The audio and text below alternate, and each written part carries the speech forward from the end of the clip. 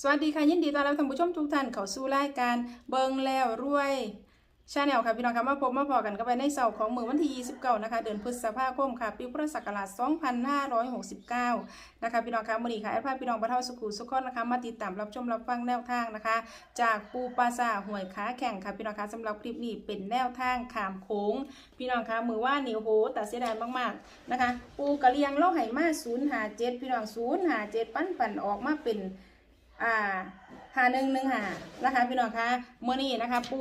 ปลาสาวหวยกระแข่งแล้วมีแนวทาง3ตัวเม็ดเดียวเนาะเป็นแนวทางความฝันของปูเพิ่นนะคะพี่น้องคะแนวทาง3ตัวเม็ดเดียวเมื่อนี้ของปูปลาสาวหวยค้าแข่งขามโค้งสิเดว่าเป็นตัวใดพี่น้องมาติดตามรับชมรับฟังคลิปนี้พร้อมๆกันค่ะลูกค้ากรรมรัชการนะคะขอเจริญพรญาติโยมFCของเบิงแล้วรวยทุกคนเด้อหวยเป็นเรื่องคือบ่เข้าปูกะเลียงไก่เฮ็ดน้ำตาเทียนงามถ้าที่ไปนอนเฝ้าหลวงปู่อยู่โรงพยาบาลก็ฝันว่าผีมาบอกงามบ่เข้าจักอันเลยแต่ว่า57ปูคะ5775อันถ้าเทียบบาง FC เพิ่นเอาไปตัดเป็น1 5เพิ่นก็สิได้อยู่ดีเนาะปูคะแม่นอยู่ข้าเจ้าตัดเป็น1 หามันก็ตีได้อยู่นะจ้าปูคะก็เลยบอกหลวงปู่พากะเลียงบ่ต้องส่งมาดอกเพราะว่าสงสารโยมข้าเจ้าคันบ่ส่งมาแล้วเวลาได้ปัจจัยก็โอนไปเอาไปให้เล่านะคือกับรู้รอบเมื่อกี้นี่โดยเฉพาะคุณโยมแม่น่ะเล่าเพิ่นถวายจัง6,000พุ่นนี้เอาไปถวายฝากหลวงปู่มาโยมแม่จังไปหลวงปู่สวงจังซี่เพิ่นก็ถวายโอนมาให้หลวงปู่เป็นหมื่นสิไปใส่ว่าใส่เพิ่นก็อุปการะเป็นหมื่นบัดนี้เลขบ่เข้าก็สงสารเพิ่นนะโยมแม่แล้วก็ใจดีบัดนี้ไฟก็สิตัดแล้วมื้อวันที่30มื้อสุดท้ายแล้วไฟสิตัดแล้วบ่เป็นหยังดอกเพราะว่าต่อจากหมู่บ้านเพิ่นน่ะนะเพราะว่าเฮาเป็นสำนักสงฆ์ยังบ่เป็นวัดค่ะดังนั้นก็ฟังเป็นการบันเทิงนะโยมเด้อมื้อนี้ถือบ่ถือก็เว้าเป็นมื้อสุดท้ายเพราะว่าต่อไปนี่ก็สิตั้งใจไปรวบรวมพระไปส่งเพิ่นอยู่ประเทศเยอรมันเพราะว่าไปทุกปีแล้วเอาซุ้มเก่ากลับมาเพราะว่าไปกำหนดการไปทุกปีโดยเฉพาะพระผู้ใดอยากไปประเทศเยอรมันเด้อหรือว่านั่นมาทำเรื่องไว้ไปฟรีเครื่องบินฟรีเพราะว่าเพิ่นมีเจ้าภาพแต่ว่าเพิ่นต้องเอาปีละ7รูปจังซี่นะ7รูปไปอยู่พุ่นแล้วก็พอที่2ไปอยู่พุ่นแล้วบัดนี้ก็มีปักจากปัจจัยตอนครบ3ปีจังได้กลับมาแต่ว่ามายามปีละเทื่ออยู่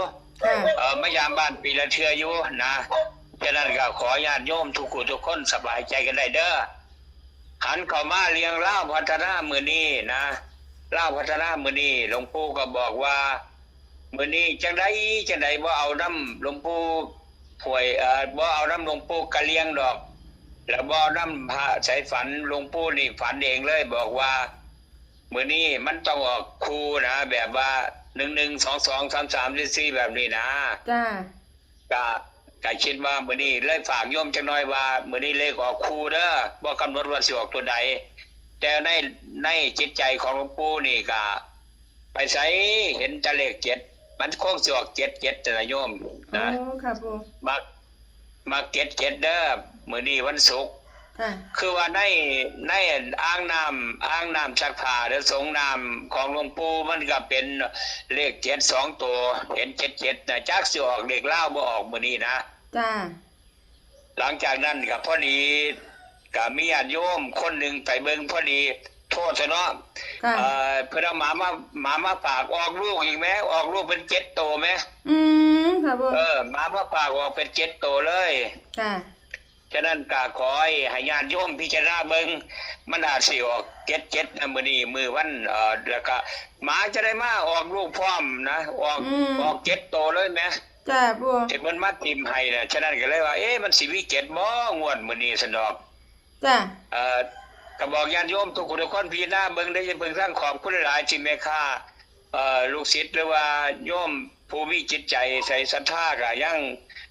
ฟังรายการของหลวงปู่ปาซ่าหวยค้าแข่งอยู่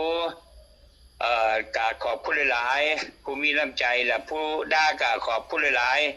ขออภัยเด้อญาติโยมมันบ่ถูกจักสิว่าจังได๋แต่มื้อแรกนี่ขอฝาก นะขอฝาก77เป็นพิเศษจักหน้อยเนี่ย77เด้อขั้นเสียใส่ก็ใช้หาหรือถ่าย77โลดนะ โอ้ครับปู การข้อที่จบนี่ก็ขอให้ญาติโยมทุกคน ปูคะ มียังสิเว้ามา มี โลด นกมาห้องบ่คะปูคะ ไล่มันหนีแล้วพอดีคนขับรถเอายาติกยิงมันเลยไล่ยิงมันน่ะบ่ให้มาห้องเพราะว่ามาห้องทำให้โยมเสียใจมันมีเจ้าห้องมื้อนั้นล่ะห้องไอ้มิดจัดอยู่มื้อเจ้านี่ จะได้ห้องว่ามิดจัดซื่อๆมันสงสัยบอกว่าอนุญาตตัวสงสัยน้องแฟมกับน้องเพิ่มล่ะมันเสียชีวิตแล้วมันมาตายแล้วก็เกิดเป็นนกไอ้คนขับรถวางสิ ค่ะ ฉะนั้นก็บ่ต้องนั่นดอกโยมบ่ต้องซีเรียสแต่ถือว่าการบันเทิงก็แล้วกัน จ้ะ ก็ขอบคุณบอกไว้จักหน้อยว่ามื้อนี้เป็นบอกสุดท้ายเด้อบ่ได้ออกอากาศจริงเพราะว่าไปประมาณ15มื้อหรือว่า2อาทิตย์น่ะไปส่งผ้าแล้วผ้าซุ่มเก่ามานะ โอ้คือโดนถึง หล ปู วง คะ ปู่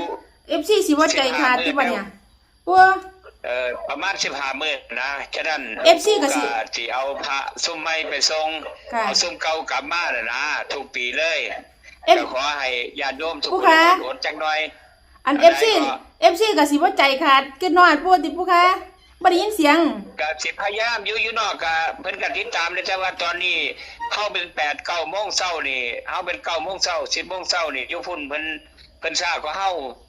โอ้ 6 ชั่วโมงแม่ ป้าด 6 ชั่วโมง โอ้ค่ะปู ช้ากว่าเฮา6 ชั่วโมงเพราะว่าเฮาเร็วกว่าเพิ่นสำหรับประเทศที่เยอรมันที่ไปส่งพระเพิ่นน่ะนะ จ้า เอาไว้โอกาสหน้าฟ้าไม่หรือว่าอาจ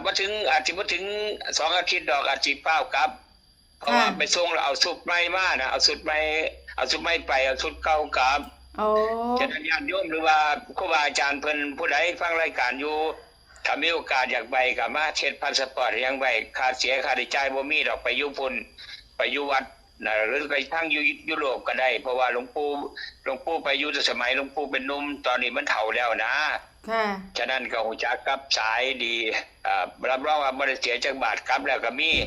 แล้วเพิ่นฟังรายการอยู่ก็หลายได้พระเพิ่นสุ่มฟังหลวงปู่อยู่ ค่ะ แล้วก็โดยเฉพาะไอ้ญาติโยมผู้ใจดีก็มีผู้ใจบุญก็มีเนาะเขาคนหลายๆก่อนที่จบนี่ได้เวลาแล้ว6 นาทีแล้ว6 นาทีกว่าๆแล้วโยมเบิ่งแล้วรวยก็สิปิดท้ายปิดขวาก็ได้7 นาที8 นาทีตามคลิปเพิ่นเนาะ จ้า ก่อนที่จบก็ขออำนวยพรให้ญาติโยมซื้อมื้อแรกนี่มัก577เด้อหรือสิเป็น22 33 44ก็ซื้อไปโลดนะ จ้า แต่ว่ามั่นใจว่ามื้อนี้เป็น577หลายกว่า จ้า ขอเจริญพร สาธุครับผู้กำนมัสการค่ะขอบคุณค่ะสรุปแนวทางท้ายคลิปนี้ค่ะพี่น้องคะแนวทางจากปูปราสาทหวยค้าแข่งค่ะพี่น้องคะแนวทางขามโขงนะคะพี่น้องคะเอามื้อนี้นะคะแนวทางของปูนะคะเป็นแนวทางความฝันนะคะ3ตัวเม็ดเดียว577เด้อค่ะพี่น้องคะ577แต่ว่าพี่น้องอย่าลืมเด้อค่ะพี่น้องเด้อ1 กับ 7นะคะพี่น้องคะ1 กับ 7 ตัวเดียวกัน5 กับ 2 ตัวเดียวกันนะคะพี่น้องคะอย่าลืมนะคะพี่น้องคะอย่าลืมนะคะเพราะว่าหมู่บ้านนี่นะคะปูกระเลียงแล้วให้057พี่น้องปูแล้วให้057มันก็มา1551นะคะพี่น้องมื้อนี้อย่าลืมเด็ดขาดพี่น้องค่ะเอากันเอาไว้นำเด้อพี่น้องเด้อเอากันเอาไว้นำนะคะอันนี้แอดก็บ่ได้เขียนให้ปูเนาะนะคะพี่น้องค่ะแอดก็บ่ได้เขียนให้ปูเอาแต่ความหวังของปูให้พี่น้องไปกันไปกลับเอาเองนะคะพี่น้องค่ะเอาพี่น้องแคปหน้าจอเด้อพี่น้องเด้อแคปหน้าจอนะคะพี่น้องค่ะก็มีประมาณนี้ค่ะสำหรับแนวทางจากปูปราสาทหวยค้าแข่งค่ะพี่น้องคะอย่าลืมนะคะนำไปพิจารณาเบิ่งเนาะค่ะพี่น้องคะทางช่องนำเสนอเพื่อเป็นแนวทางคือเก่าค่ะพี่น้องคะโปรดใช้วิจารณญาณในการรับชมรับฟังนะคะขอขอบคุณพี่น้องค่ะสำหรับการติดตามรับชมรับฟังนะคะขอขอบคุณสำหรับข้อมูลในคลิปนี้ค่ะขอบคุณแนวทางจากปูปราสาทหวยค้าแข่งค่ะสำหรับพี่น้องท่านใดที่เขามาเห็นคลิปนี้เป็นเทื่อแรกค่ะพี่น้องคะถ้าไม่อยากสิพลาดกับแนวทางได้เป็นพี่น้องคะเขามาแล้วก็อย่าลืมเด้อค่ะพี่น้องคะฝากกดติดตามนะคะกดไลค์กดแชร์นะคะกดกระดิ่งแจ้งเตือนทั้งหมดนะคะเพื่อที่จะได้บ่พลาดทุกคลิปทุกข่าวสารแนวทางจากทางรายการเนาะค่ะพี่น้องคะเอาสำหรับคลิปนี้ค่ะพี่น้องคะแนวทางจากปูปราสาทหวยค้าแข่งค่ะขามโค้งค่ะทั้งหมดนะคะมื้อนี้มีเพียงซ้ำนี้เด้อค่ะพี่น้องคะแอร์ก็สิได้ขอตัวลาพี่น้องบ่เท่าสุขุสุขคนไปก่อนนะคะเอาไว้พอกันใหม่ก็ไว้ในคลิปหน้าค่ะพี่น้องคะสำหรับคลิปนี้สวัสดีค่ะ